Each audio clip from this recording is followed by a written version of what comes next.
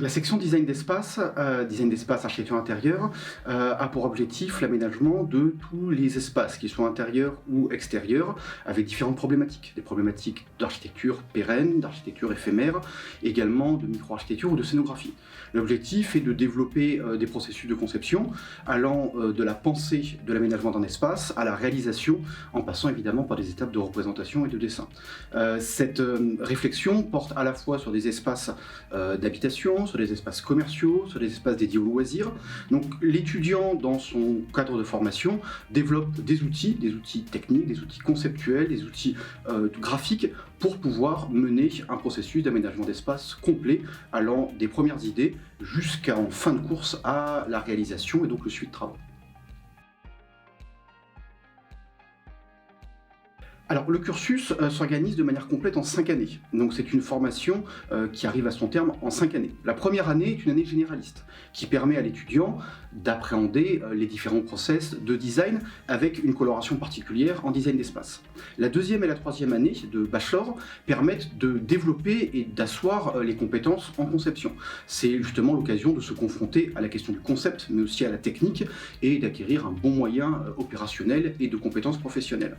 Enfin, les 2 dernières années sont les années de master qui permettent d'aller beaucoup plus loin, à la fois dans la qualité de conception, donc sur l'intelligence du projet, sur la dimension sensible, mais aussi la dimension technique et professionnelle. L'objectif étant d'arriver à une formation de 5 années complète qui permet à l'étudiant, donc jeune professionnel, de pouvoir exercer en agence.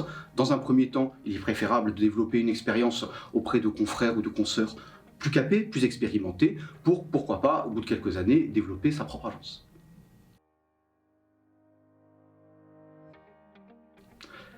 Alors, au niveau des cours, les cours ont été pensés sur 3 axes. Les 3 axes sont l'axe de la pensée, l'axe du dessin et l'axe de la réalisation.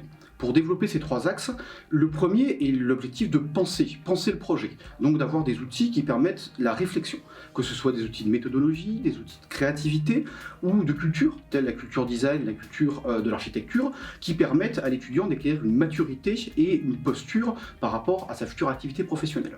Le deuxième point, dessiner, peut-être plus largement représenté, englobe toutes les questions autour du dessin, bien évidemment, que ce soit du dessin à la main ou du dessin 3D, mais également de la maquette ou l'utilisation des moyens informatiques.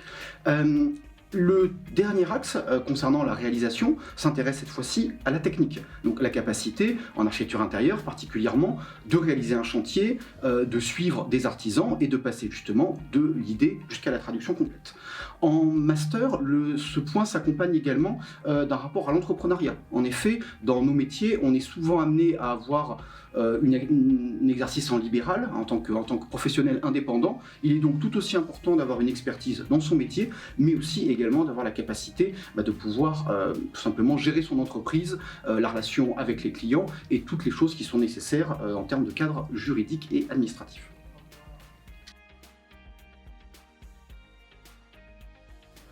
Donc les objectifs de la formation. Les objectifs de la formation, en fait, est de permettre à l'étudiant futur professionnel de se poser des questions. Et la base vraiment de ces études, c'est le fait de s'interroger. En effet, on est dans un environnement qui évolue rapidement, des normes, de la technique, des innovations, et en fait d'avoir la possibilité, en fait, pour le jeune professionnel, à la fois d'avoir une compétence métier avec des outils ancrés, solides et qui restent dans le temps, par exemple le dessin, mais également la capacité de se confronter à de l'innovation, à l'évolution des modes de vie et à des problématiques qui sont en constante transformation.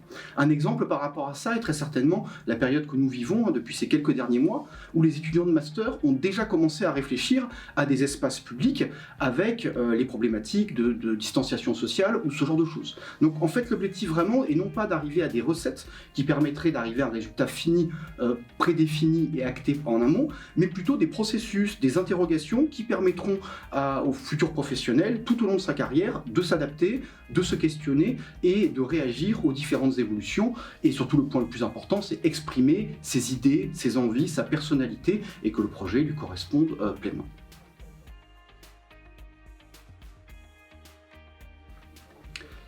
Alors, les stages, il y a des stages toutes les années. Donc pendant les 5 années de formation complète, il y a des périodes de stage. Ce sont des stages ponctuels pendant les 3 premières années de bachelor, qui vont de quelques semaines à quasiment 2 mois. Des périodes essentielles car elles permettent de confronter l'étudiant à la réalité professionnelle. En effet, l'apprentissage théorique se veut proche du métier, mais il y a toujours une dimension complémentaire à toucher du doigt, une relation client, des problématiques économiques, une vie d'agence qui sont des éléments importants. Au niveau des 2 dernières années, donc les années de master, ce sont des formations qui sont tournées exclusivement vers une relation vers l'entreprise. En effet, cette formation est proposée en alternance ou par le biais de stages, qui permet à l'étudiant qui gravite de plus en plus dans l'environnement professionnel de réaliser ses premières expériences, d'avoir la confiance d'agence, de se confronter à la réalité du terrain. Donc progressivement, en fait, on met de plus en plus en avant la dynamique professionnelle avec des stages qui s'accentuent et voire même qui deviennent dominants dans les dernières années de master.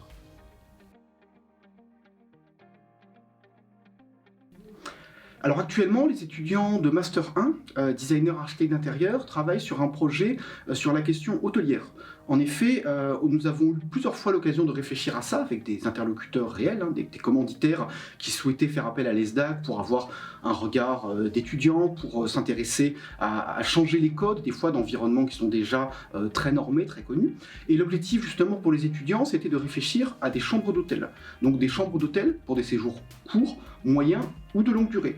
En effet, les dynamiques hôtelières mettent en avant une tendance, on va dire, au désamour des jeunes générations face à l'hôtellerie, qui est considérée comme trop prévisible, trop normée, trop standard, et les nouvelles plateformes, les nouveaux modes justement d'hébergement depuis une dizaine d'années sont apparus.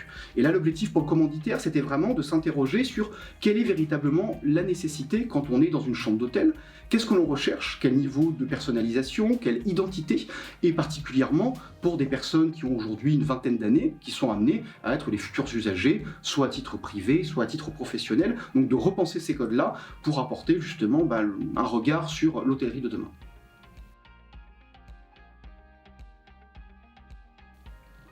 Alors, le métier principalement visé, le métier d'architecte d'intérieur, donc qui a pour objectif justement la modification d'espaces bâtis intérieurs, qu'ils soient d'habitation, de loisirs ou professionnels.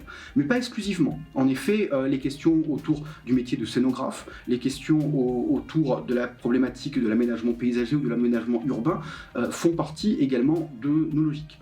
Le point essentiel étant de réfléchir à nouveau à toutes les problématiques d'espace et tous les cas pratiques qui peuvent nous être confiés. Cela peut passer du dessin d'un meuble sur mesure à la réalisation d'une phase administrative type déclaration préalable ou permis de construire, un suivi de travaux, quelle que soit à nouveau la surface de projet. Donc les métiers sont ces métiers-là, l'architecture intérieure, la scénographie, l'aménagement paysager ou urbain, et peut-être même, je pense que c'est un point sur lequel on doit réfléchir, peut-être les métiers de demain sont des métiers qui sont amenés à muter, à se transformer au regard des modes de vie qui évoluent, donc peut-être encore une fois quelque chose de moins défini que les grands noms que je viens de citer, mais qui permettront à nos étudiants futurs professionnels d'avoir justement toute liberté dans leurs futures années d'exercice.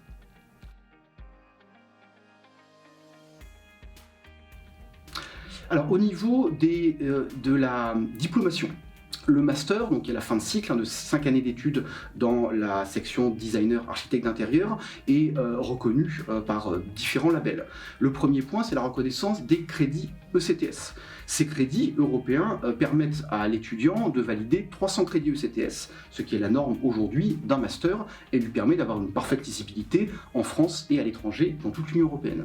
Le deuxième point essentiel étant le RNCP, le Registre national des compétences professionnelles. En effet, ce registre national indique les compétences liées à un métier. La formation est reconnue avec un titre RNCP de niveau 7 européen, niveau 1 français, ce qui équivaut à nouveau à 5 années d'études complètes. C'est un point important qui permet d'avoir une bonne lisibilité, une bonne retranscription des qualités de contenu, des qualités de diplôme dans l'environnement général de l'architecture intérieure. Les 2 points importants également en termes complémentaires, qui ne sont pas des éléments de diplomation mais des éléments de reconnaissance professionnelle, et le partenariat qui a été mis en place avec l'UNED, Union nationale des architectes d'intérieur designers, depuis plusieurs années, et également le processus de reconnaissance qui est en cours auprès du CFAI, Conseil français des architectes d'intérieur, dont les membres sont intégrés dans les jurys depuis maintenant 3 ou 4 années. Donc c'est vraiment ce double objectif de diplomation et de reconnaissance en termes de titres, mais aussi de relations avec les professionnels du métier, les syndicats, les organisations qui sont l'environnement qui donne un petit peu les orientations dans notre pays dans ce métier.